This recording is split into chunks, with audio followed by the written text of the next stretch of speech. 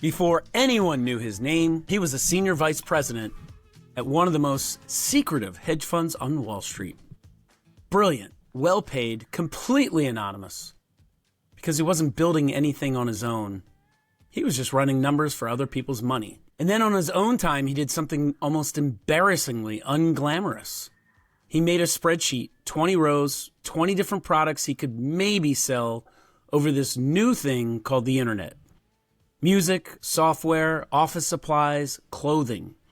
He wasn't dreaming up an idea, he was reverse engineering one, working backward from what a great online business would need to be true, then hunting for the one product that checked every box. Big enough market, low enough price point, no dominant player already sitting on it. More selection than any physical store could ever stock. One row in that spreadsheet checked every single box. You guessed it, books. He quit the hedge fund job, drove across the country with his wife, and wrote the business plan in the passenger seat. And what he'd actually done before he ever shipped a single box was reverse engineer his way to the idea instead of sitting around waiting to have one. I'm Joe Downs. With me is Peter Swain. We're just a couple of successful idiots using AI to simplify our lives and optimize our businesses. Peter, I don't need to give you an opportunity to guess who that was, do I? No, if it's not Bezos, then I quit. You do not have to quit, my friend. That is 100% true. Of course, it was Jeff Bezos. But you might stumble with this one. Peter, true or false? The British didn't invent the phrase, no rush at all, to be polite. They invented it as psychological warfare, because nothing moves a British person faster than someone being patient with them. True. Unfortunately true. Fortunately true. Yeah, it's all good. If you are going to do it anyway. You're a cheeky bunch. All right, folks, I'm excited for today. It's going to be pretty interesting. I'm sure you are after that intro, because anything Jeff Bezos did, obviously we want to pay attention to. But if you've gotten anything out of this show, leave us a rating on Apple Podcasts or Spotify. A rating goes a long way. It takes 30 seconds. Subscribe while you're at it, but we appreciate a rating. Certainly helps us promote the show. So, Peter, today we're going to show our listeners something people assume takes connections or courage, and it takes neither. So if you're listening and you're stuck in a 9-to-5, or you're chasing a side hustle, or already running a business and you're looking for that quiet edge, you definitely want to lean in here, because what we're going to talk about today is the same move for all three of those situations. So, Peter, getting a little philosophical for a second here, for basically all of human history, if you wanted to learn a trade, you needed an apprenticeship. Someone had to actually let you stand next to them and watch, show you what you're doing, let you try it. But if you had no access, no mentor, you're just guessing. You're on your own. So here's an example I keep coming back to. Picture a dental hygienist. I know one, just good, steady job. But there's a hard ceiling on it. Same routine every day. And the person I know, she's followed a handful of skincare creators online for years and always thought, could never do that. I could never do what they do. Why not is the question I'm asking. So, Peter, walk me through it like you're talking directly to her. She's stuck. She's curious about something completely outside of her lane. She's a dental hygienist. And she has no idea where she even start with this, watching these skincare products and how they're being sold online. So how does reverse engineering actually get someone like her unstuck if that's a passion she wants to pursue? Well, that's a great question. And I think not only unstuck, but Joe, I would hazard to say this is actually an upgrade from the traditional apprenticeship as well. And the reason I say that is, let's say I wanted to learn finance, okay? And I was going to go and work underneath somebody for 6 months to a year to learn how to run a hedge fund, just as a hypothetical. There is no way that Ray Dalio is going to say, yeah, Pete, just show up at my office on Monday. I'll happily take you under my wing for a year. It's not going to happen. The person I would be able to access in order to go through that apprenticeship and mentorship would be a 6 out of 10, a 5 out of 10. So I'm not even going to get to access the 10 out of 10 to model them in that way. Whereas what we can do with AI, because AI knows everything that was ever said, ever read, ever done, ever written, is we can choose who we're going to mentor behind, who we're going to apprentice behind.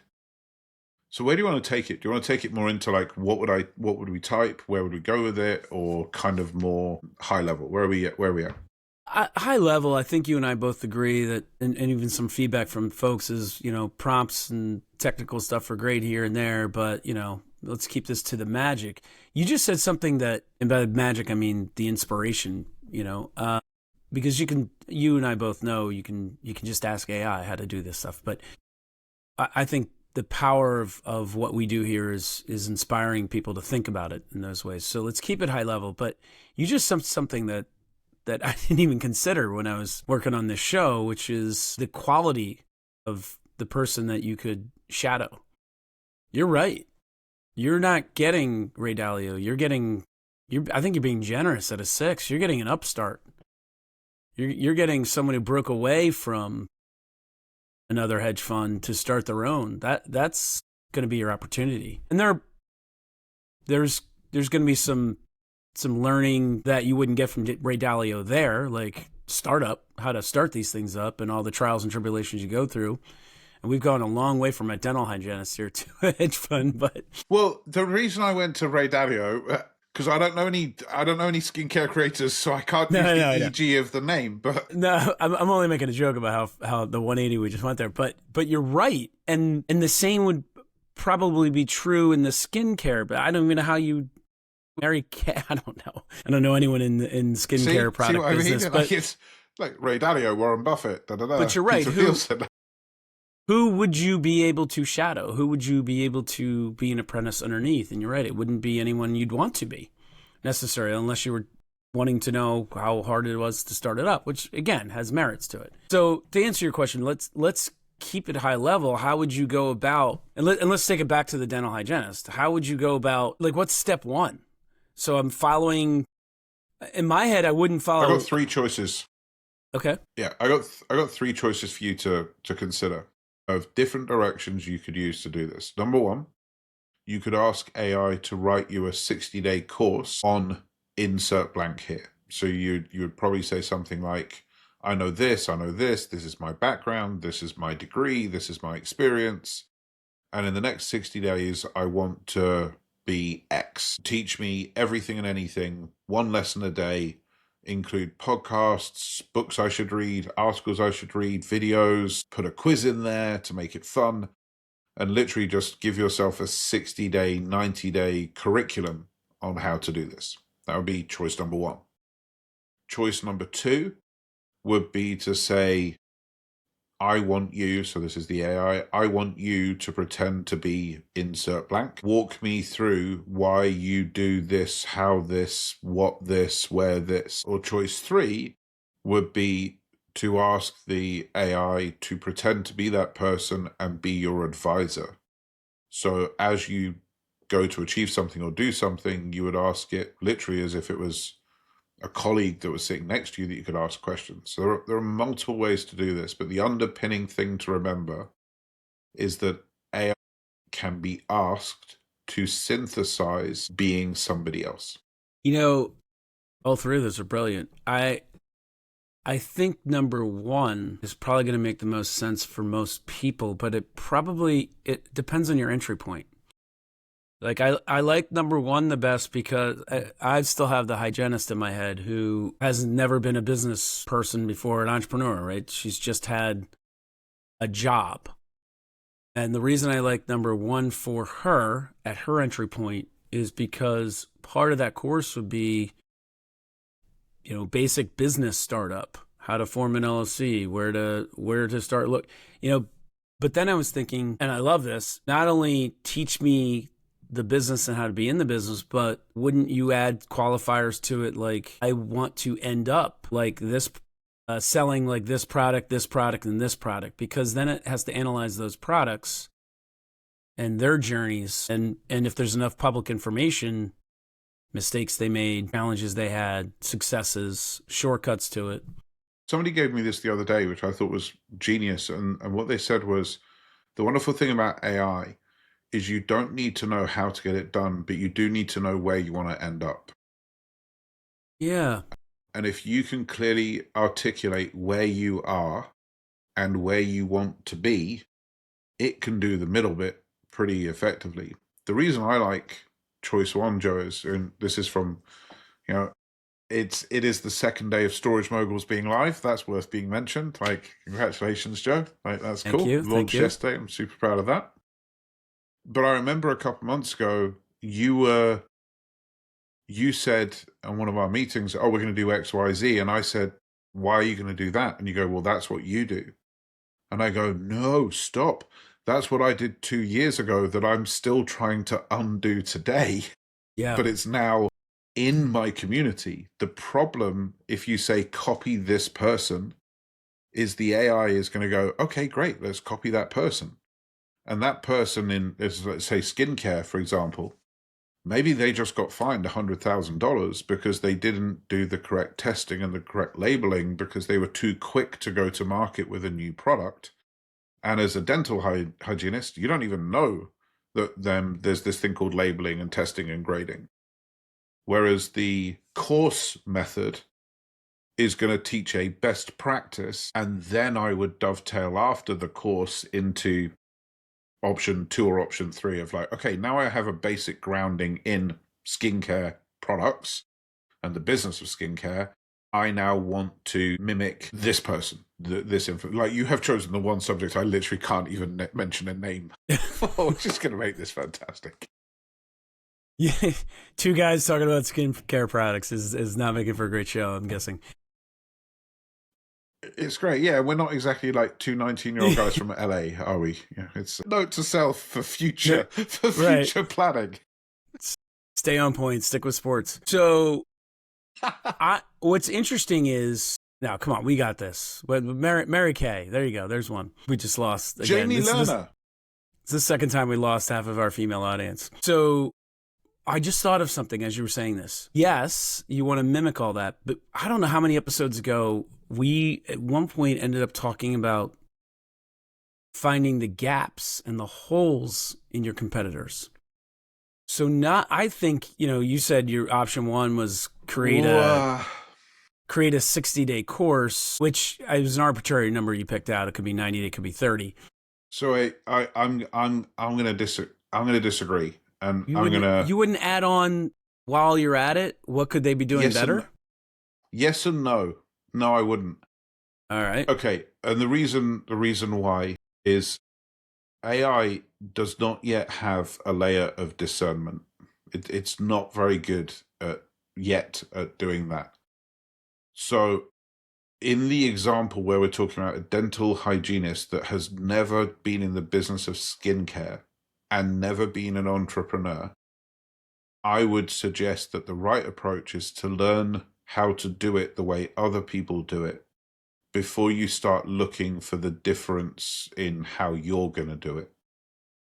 I think that, for example, going back to Storage Moguls, the reason you were able to see the gap in the market, or you could have used AI to find the gap in the market, is because you understand the topic.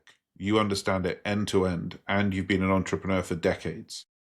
So you can look at the feedback it gives you and go, no, I'm not doing that. That's a really stupid idea. I don't really want to do that. That's not such a good idea.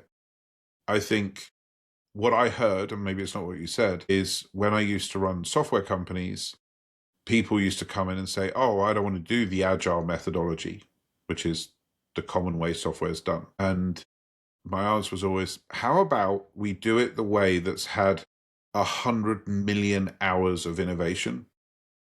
And once we've mastered doing it the way that everybody else does it, then maybe we can be arrogant enough to think that we can change it. But let's start with just doing it the way everybody else does it. Because if you launch a skincare product and you master the art of social media and TikTok shop, you could do $1 million this year selling the same product that everybody else is selling in the same way that everybody else is selling it. All right. Sound advice. I stand corrected. Get up and running. Get your sea legs. Then you'll either use AI or you'll see the gaps in the market yourself, is what you're saying. All right. Fair enough. I don't mind being corrected. That's pretty good advice. Otherwise, you're biting off more than you can chew. Okay, so that's someone, the hygienist, who doesn't even know yet what she wants to build, right? What about someone who already has 30 side hustle ideas and can't get any of them past the starting line? An elementary school teacher. You comfortable with them? You have kids in school. We both went to school. If you went beyond high school, I'd be a bit lost because I didn't do that. But elementary, I did, so we can do that. Yeah. They got summers off. Want something that actually pays during the break. So let's say teachers noticed a few independent online tutors who've rebuilt, I don't know, or not rebuilt, built waiting lists, right? But no idea how they did it. Where does that person start? This is actually a great example because you're actually describing my mum. Okay. My mum is just retiring as we speak from public school teaching and is asking me exactly these questions. Like, well, how would I'm in your wheelhouse here. Perfectly in the wheelhouse. So the first set of questions I asked her to ask AI was to clarify what is it she wants. Like, are you trying to have a full-time job? Do you want to do online stuff? Do you want to do in-person stuff? Do you want to run retreats? Do you want to work with rich kids? Do you want to work with poor kids? Do you want to work with 8-year-olds or 18-year-olds or 82-year-olds? Like, the first thing I would say to anyone who's in this stage, which is, first of all, go you. I love the fact that you're listening. I love the fact you're about to go on this journey because it's going to be fun for you, is just to believe that there is a very sustainable income in whatever your perfect version is. Whether you want to do retreats or physical training or virtual training, or you want to work with 8-year-olds or 18-year-olds, there is a model in that can earn you $200,000-$300,000 a year, almost guaranteed. So don't start that exercise by working out how other people do it. Work out how you want to do it. So it's kind of similar to what we just said, Joe, it's the where are you, where do you want to be? And I think a lot of people in this phase could be quite unclear as to where they want to be because they've never done it before. So that would be my first piece of advice, of like, work on AI to go, no, my perfect version of this would be helping 13-year-olds just before exam season in intense periods on the summer holidays in a 4-week physical environment. Like, okay, great. Then we can ask the AI to build. The second part to it would be build the business plan, build the project plan. How would you realistically go from being the elementary school teacher that's only free in the summer to doing this? What would that look like? That's where I go. Before we move on from that, I'm sitting here thinking, I think it's been a while, and I want to remind the listener how important context is. So you gave in that first, what we'll call, it's funny, is you have me not even wanting to say the word prompt anymore, but in that first conversation with AI, whatever tool you're using, you laid out some context. You just did a second ago. But I want to remind the listener that that's probably not enough. You probably also need to go into more details, like, I want to make this much. I don't want to work this much. I only want to work on Monday, Wednesday, Friday. What are some other important high-level context that needs to be shared with AI so that you're getting the full gamut of advice back or optionality? I'm sure the US has a similar concept, but in the UK we have the CRB check, which is the Criminal Records Bureau. So if you want to work with children, you have to be registered with the CRB. So even at the very basic level, who are you qualified to actually teach is a huge part of this equation. How technically savvy are you? So when AI comes back and says you should build your own website, is that something that you can do? Or does the plan need to involve hiring somebody to do that? Joe, I watched an advert on TV the other day for Wimbledon from IBM, and it was the best way to explain context ever. All right. And it was a game of doubles in tennis, but without any of the lines. So none of the court markings were there. Mm-hmm. So they were playing tennis. It was a real game of tennis. And the umpire's making calls as to that was out, this is in. And the players are trying to argue with the umpire as to which calls are right and which calls are wrong and where they should be positioned on the pitch. And there's no lines. None of the court markings are there. And the voiceover in the background is from, obviously the very stereotypical voice, but the voice is saying, when everyone picks up AI, they talk about prompts and da-da-da-da-da, but they forget about the importance of context. And as they're talking, the lines are drawing into the court.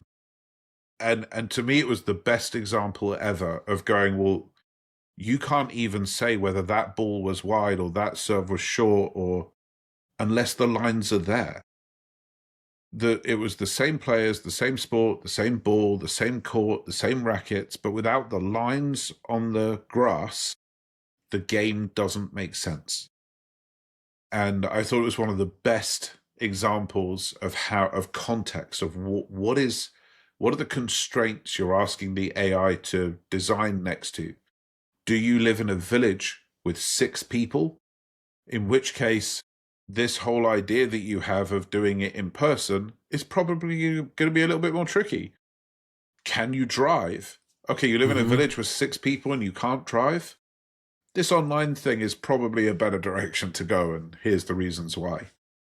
So if people struggle with the word context, think instead of the word constraints. That would be a great way to... And can I add to the flip side of that? And that's excellent advice. But part of the setup of this question was, what if you don't know what you want to do? So constraints critical, but also what can you do? What are your skills? What are your hobbies? Do you think there really is, and maybe this is just me, but do you think that there isn't a teacher around, in our example, that if you were to say, what would your ideal version be? Forget what you've heard. Like, you asked the question, would you rather do real world events or virtual events? Would you rather teach adults or kids? Surely people know the answer to that question if they're already a teacher. Surely. So they do know what they want to do.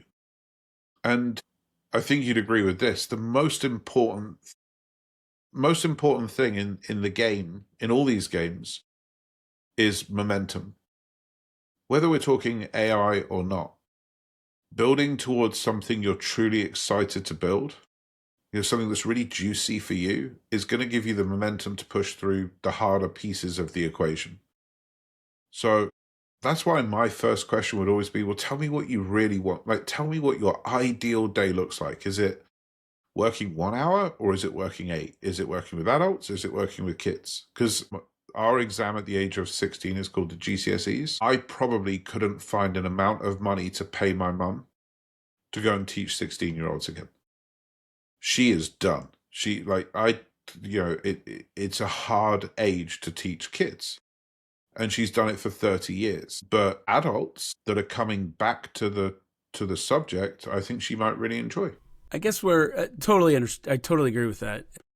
I guess where I was going with, what are your skills? What else can you do? I mean, and this may be different for your mom at her age, but let's say you're a 35-year-old teacher. And yeah, sure, you could tutor kids and you would know, do you want to tutor young kids or old kids? Yes, I 100% agree. You already know you are good at and like working with middle school versus high school, right? What if you also are an exceptional tennis player?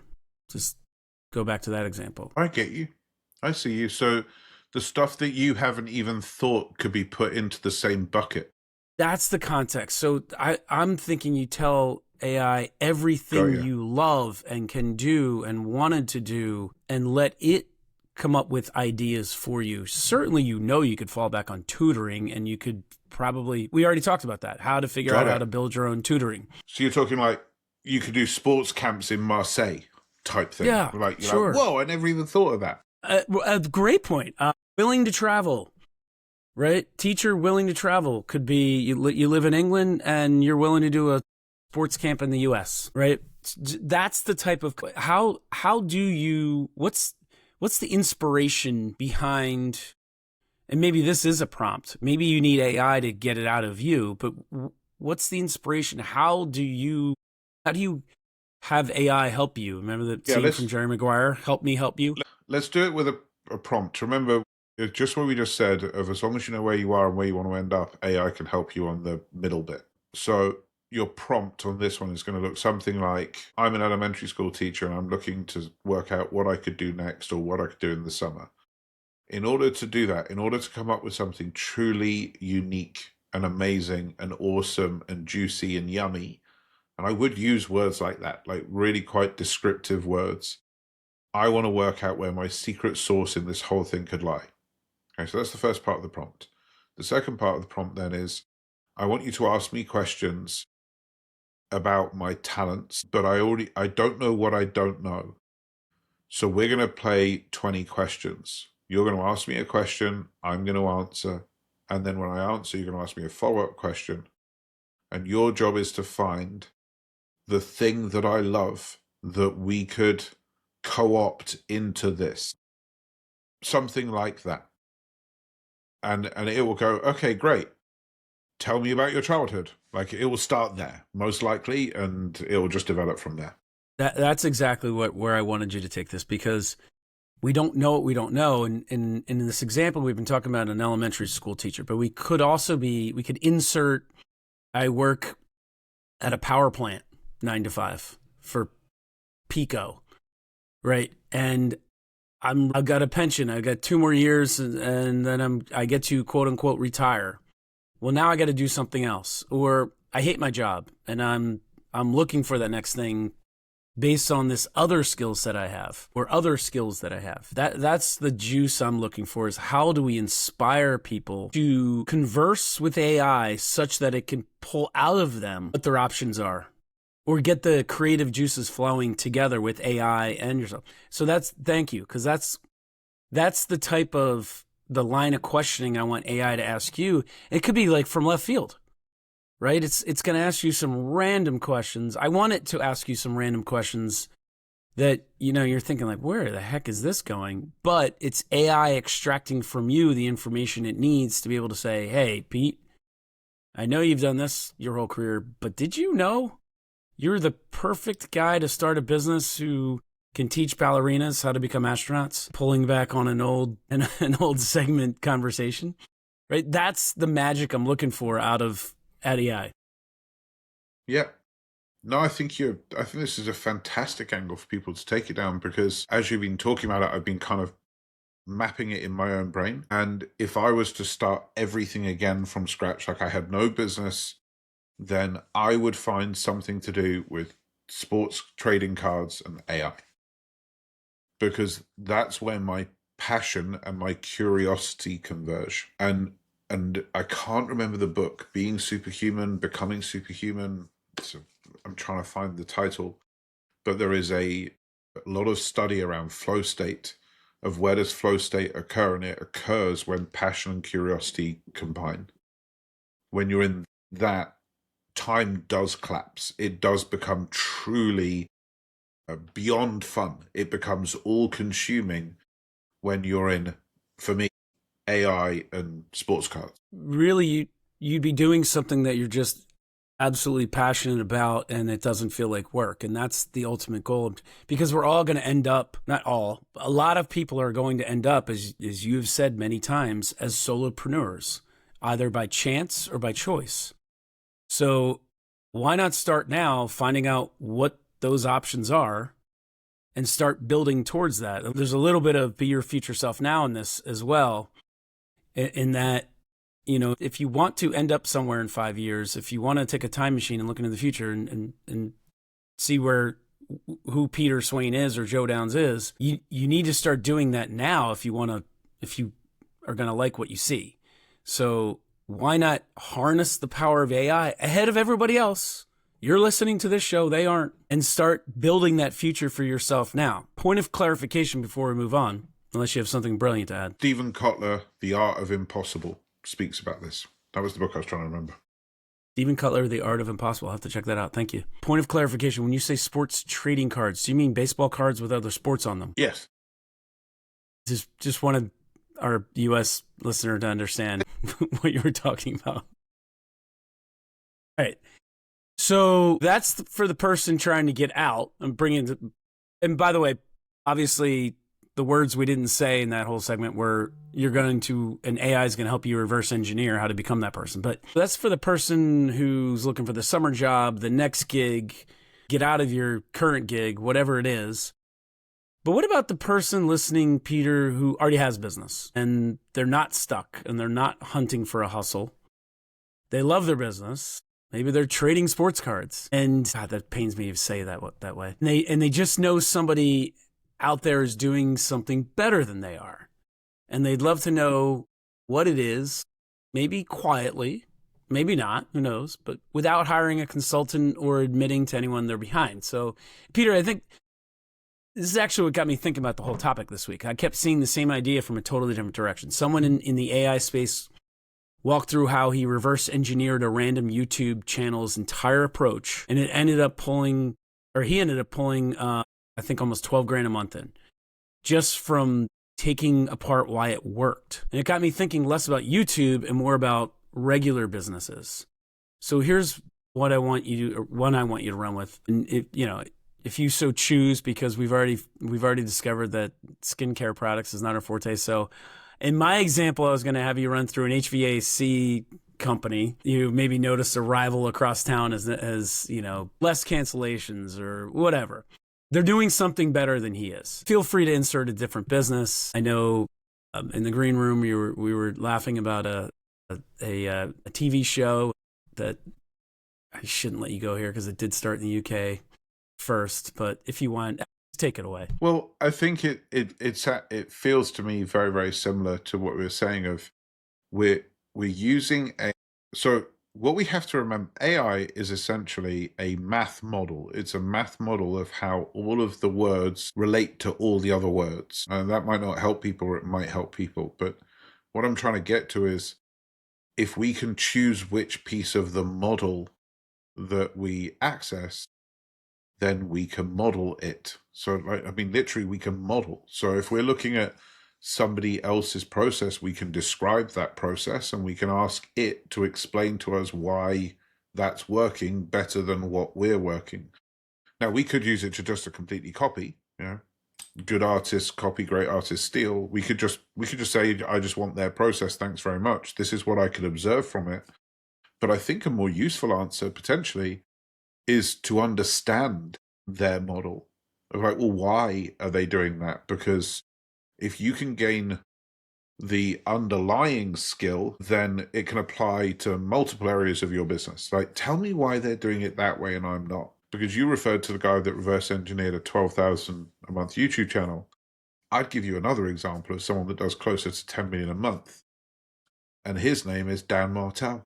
You put any of the topics of his videos into YouTube, you will find one about 4 to 6 weeks before with exactly the same topic and often with exactly the same script. The thing about previously, before the world of AI, everyone's playbook is on display. When I was on the board of a finance or lending company, Joe, and when I walked in, I was like, how many follow-ups do we send people after they make a request for finance? And they said 1. And I'm like, okay, so can you go and register with SoFi for me and make a lending request? And they're like, why? And I'm like, because I'm guessing that SoFi send more than 1. Because the acquisition cost of a lead is hundreds and hundreds of dollars in that industry. So I'm guessing they don't just let you go, oh, Joe, you've changed your mind. Never mind. We'll just better luck next time. I'm guessing they hammer you. And the answer was 26 messages in 4 days. If you go and apply for a loan with SoFi, you get 26 messages, or you did. And so I went back to in the next weekly meeting and they went, so this is the answer. So what do you think we should do? And how often do you think we should message them? I'm like, so SoFi do 26 over 4 days? And they're like, yeah. They're like, so how often do you think we should message them? I'm like, 26 messages over 4 days, maybe.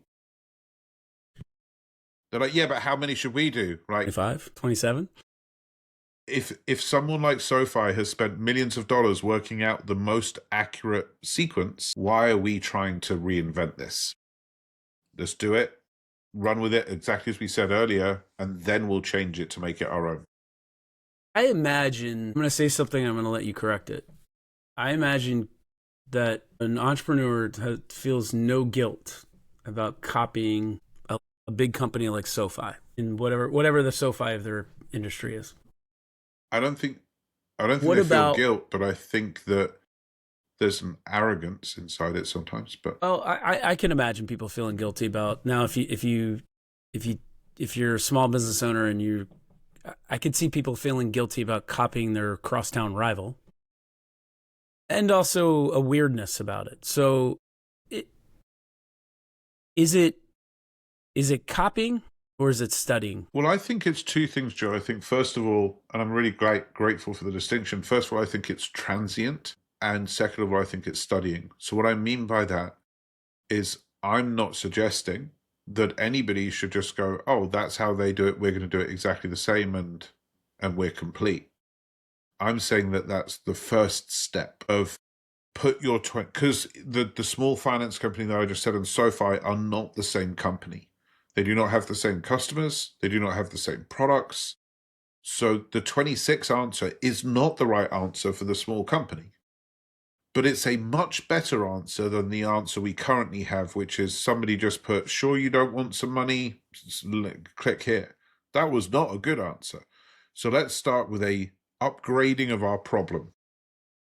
You know, Tony Robbins once said, and I think it's a great phrase, business is easy if you constantly swap a worse problem for a better class of problem. Just have a better problem. So your bad problem is we're not converting business. A better problem is we stole SoFi's communication protocol. We borrowed it, we studied it, we mirrored it, mimicked it, whichever word sits better with somebody. But I'm not suggesting stay there. I'm saying once you've deployed that, you look at the data, you look at your intuition, and then you make it your own. Then you increase it, then you work with it. But it's the starting of the canvas. There's very, very few artists, musicians, poets that truly do something unique. Because if I remember watching an interview with Prince once, and he labeled the inspirations for each of his songs. He's like, yeah, this has, elements of this, and this has pieces of this, and this has pieces of this. They're certainly his own at that point. But why would you walk into something like entrepreneurship and just go, I'm just going to make all this up from scratch? You start with, as a basis, a best case practice from other people. Because that's what, Joe, this is, the more I think about this, the more I think of a better way to say it. That's why people do an MBA. It's the same thing. Like, if you do an MBA, you are studying the best practice as we know it in XYZ subjects from teachers that have studied it and worked with it and distilled it and gifted it to you. So to say you're not going to copy would say that an MBA is worthless. But of course you are. That's a this great is just point. A quicker way to get it done.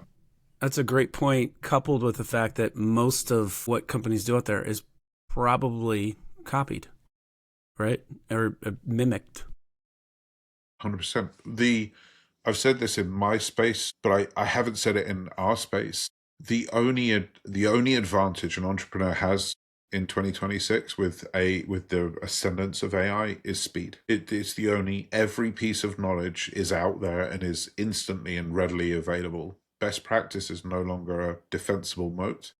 Speed of execution and speed of movement is what we have left. We can't go slow. We have to go faster. Okay, so we've given people permission to study, take what works for you, make it your own. Once you've identified that, you're the small business owner, you've seen 1, 2, 3, 5, whatever, competitors, and they don't even have to be in your industry. You could just like how somebody's funnel. I'm in funnels all the time, so I can see what they look like, social media funnels.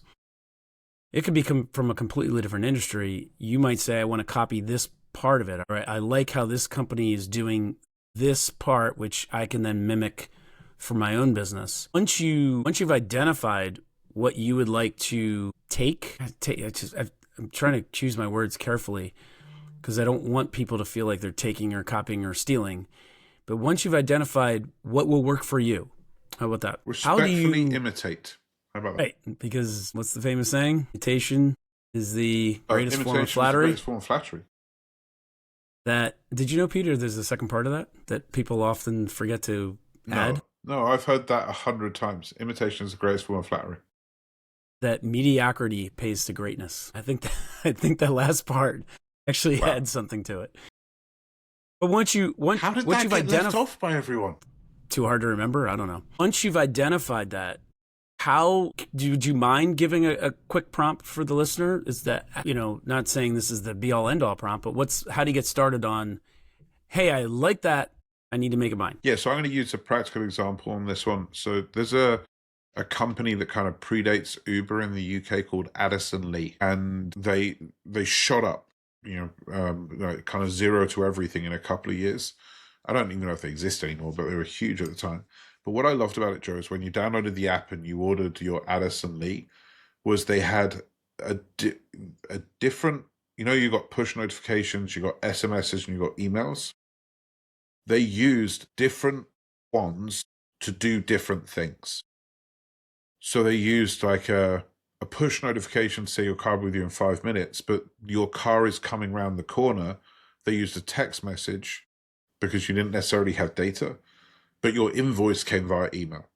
And I was always really impressed with how intentional they'd been with which channel they're going to use to do what. So using that as an example, you could say something like, I work with Addison Lee and I'm really impressed with the way they use email, SMS, and push notifications to do X, Y, Z at different times. This seems to work really well in this industry. Rebuild that for my business using my numbers, my words, my technology, etc. So you would literally just describe the thing I noticed, insert blank here, that's working really well for insert blank here, based on what you know about my business, and this is where that context becomes super important. Tell me what that would look like for me, build me the project plan, help me understand how I could implement that, or even what would the first step be towards me doing that? Because often if you're looking at something you admire, it might be a 3-month, 6-month, 9-month project to actually get there, because there's often quite a few intrinsic things that you may not yet have in place that you would need in order to get that thing done. Like if you were to say, I admire the way Alex Hormozi does his socials, well, you're going to have to find about $1 million a year in order to replicate that. But you can start on the path. What would the first thing I could do to get that in my world be? So that's what I'd recommend. I noticed insert blank here, it's working well for blank. Based on what you know about my business, what would my first step be? Love it. So that's the whole trick. And folks, you're not stealing anything. I like the way you said it. You're admiring, and you're really just paying attention. And I also like that you said this is an AI MBA. You're just doing what you would be taught to do if you went and got an MBA. And to your point, the game changer. A little cheaper though. Yeah, and speed is a game changer too. You don't need 2 years of an MBA. You've got AI and taking 20 seconds. Here's what I actually think philosophically about all this reverse engineering. It's not a shortcut. It's just what learning has always looked like, and that's what you actually have just pointed out with the great example of the MBA. Before we convince ourselves everything else has to come from scratch to count, right? I'm someone who's guilty of that, thinking I've got to come up with a new way. Well, why? The path is forged for you, and it doesn't even have to be in your industry. You can take bits and pieces of things you see out there that other people are doing well and put them together for your business. So whether you're trying to leave the job, start the thing on the side or just quietly get better at the business you've already got and trying to improve, like we said in the get out of the gates there, it's the same move. Just you're finally paying attention. You're understanding. We're trying to understand why other things work for others.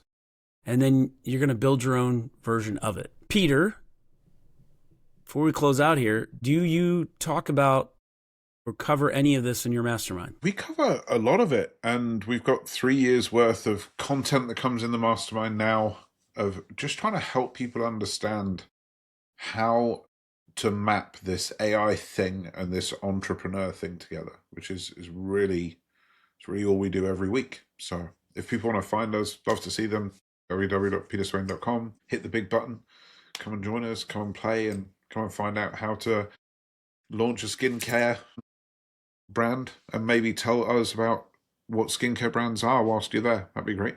Yeah, I was going to say maybe everything but how to launch a skincare brand.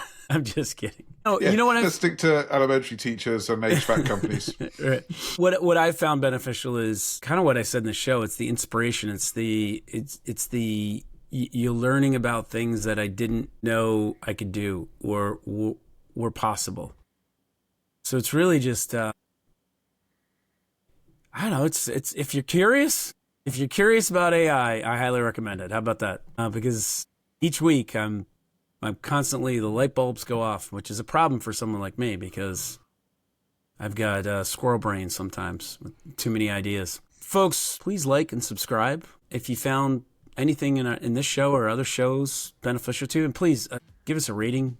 Greatly appreciate it. Questions, concerns, you just want to say hello. We love the emails. idiots@successfulidiots.com. For Peter Swain, I'm Joe Downs. We are your successful idiots. Thanks for listening, and we'll see you next week.